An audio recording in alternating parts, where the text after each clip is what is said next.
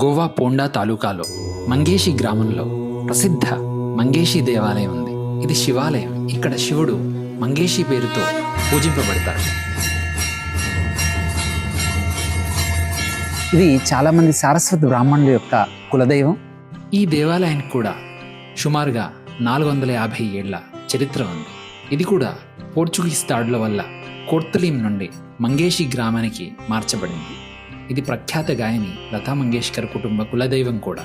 ప్రధానమైన దేవాలయంలో శివుణ్ణి మంగేషి రూపంలో పూజిస్తారు. ఇక్కడ పార్వతి మరియు వినాయకుడి ఆలయాలు కూడా ఉన్నాయి. ఆలయ ప్రాంగణంలో ఒక ఆకర్షణీయమైన నంది విగ్రహం ఉంది. అలాగే 7 అంతస్తుల దీపస్తంభం కూడా సారస్వత శైలికి నిదర్శనం.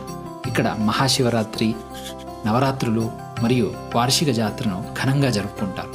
మాఘమాసంలో జరిగే ఈ జాతర సుమారు వారం రోజుల పాటు కొనసాగి వేలాది భక్తుల్ని ఆకర్షిస్తుంది.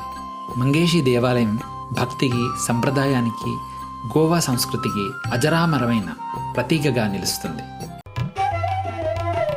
For more such videos, please like, share and subscribe.